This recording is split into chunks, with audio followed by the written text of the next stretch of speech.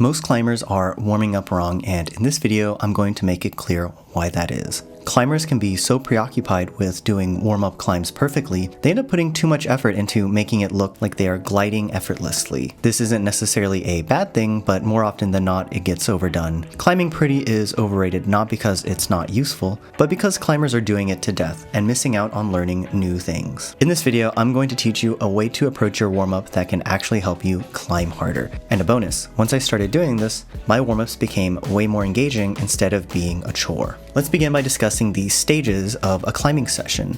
I like to view the stages of a session like so. 1.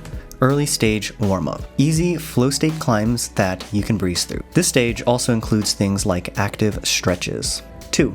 Late stage warm-up. Climbs that are generally 1 to 3 grades below your max, depending on how well they fit your style. 3. Peak.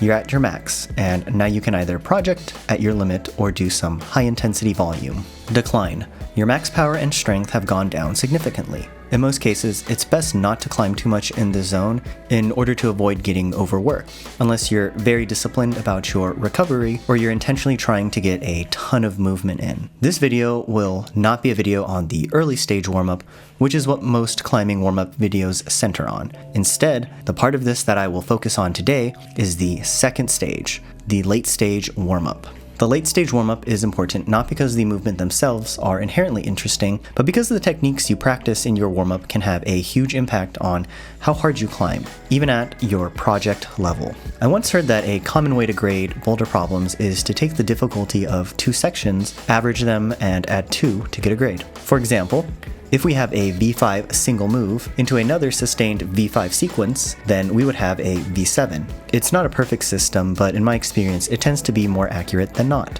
Most people approach warming up the same way. They will try to climb everything slowly and with perfect technique, using the most intricate beta possible, and then they'll try to do this slow and perfectly in control approach for every climb in their warm-up, including their late stage warm-up.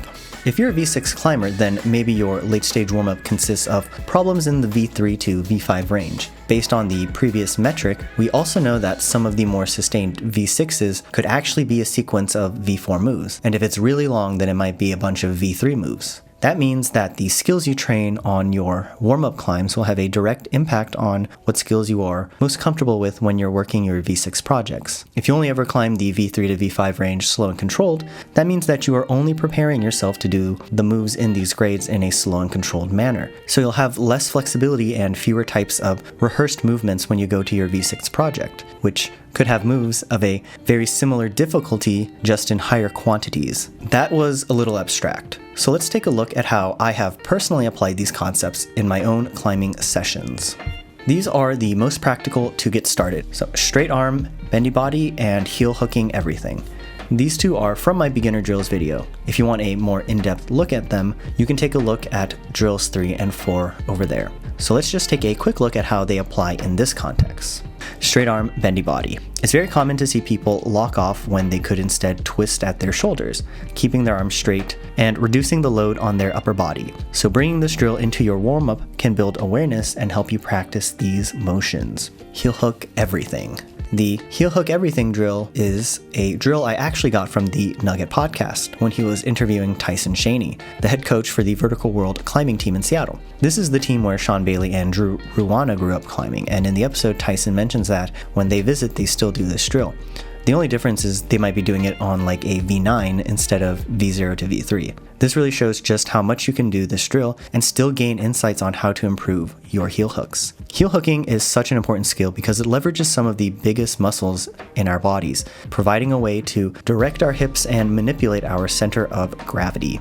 Power Company's sloth versus monkey drills. I've mentioned before that most intermediate climbers are either static or dynamic climbers, but learning to combine both gracefully is a mark of a well-rounded climber.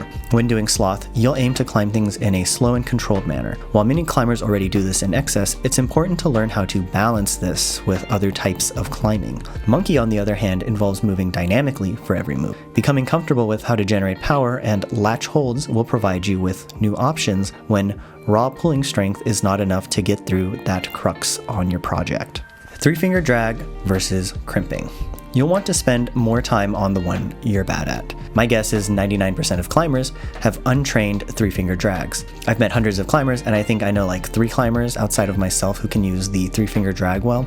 And the reason they do it is because they have terrible half crimps or got injured crimping, and so they're scared of it. My three-finger drag is definitely worse than my half crimp, but I spent 6 months training it, and now I feel very confident that I can use either grip without worrying about getting injured. In my opinion, if you do those 6 things up to the proficiency of your late stage warm-up, then you're probably already ahead of most climbers. Consistency with these 6 things will teach you so much about movement that over the long term, you'll learn how to do a variety of techniques at a high intensity. Next, we can take a look at what I've been experimenting with lately. I was listening to the Test Pieced Climbing podcast, and the episode where they interview Tristan Chen, a V15 climber, had an interesting discussion where they mentioned that Tristan went from climbing V13 to V15 just from learning to use his legs better. In my opinion, there's no way a V13 climber doesn't already know how to use their legs well compared to the average climbing population. So the fact that there was still so much more for him to improve on, so much so that he got to V15, made me realize that there's still a whole world of movement out there for me to learn in terms of leveraging my lower body. Right now,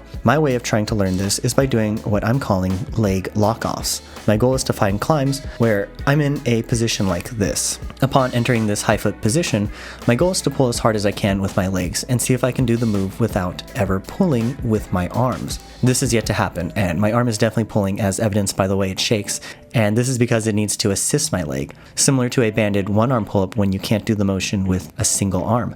Under normal circumstances, people who have seen me climb harder things in this gym would probably find it so weird that I look like I'm struggling so much on a V2. But I don't really care what people think when they see me do this, because I know that by doing this, I'm training my posterior chain in a functional manner. I'm learning to generate more force in a climbing specific context with the goal of taking as much weight off my upper body and fingers as possible. And that is a skill that will directly translate to harder climbing.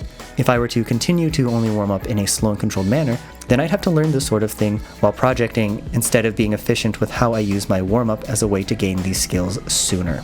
Hopefully this video has been an interesting discussion on how the sustained nature of climbing grades impacts how we project. I think the main idea is that we should always aim to be intentional with our sessions and to work our weaknesses. This video is really just an example of applying that concept to how we think about warm-ups, which, since we usually view as a chore, ends up being rushed or lacking in movement variety. But if we learn to identify what it is we need most, then the warm-up can be a powerful part of our session filled with lots of movement learning. If any of you have found creative ways to use your late-stage warm-up to train your weaknesses, then comment down below what you did, since I'm always looking to steal some beta. That's it for this one. If you liked the video, then subscribe for more climbing tips and progression content, and I'll see you in the next one.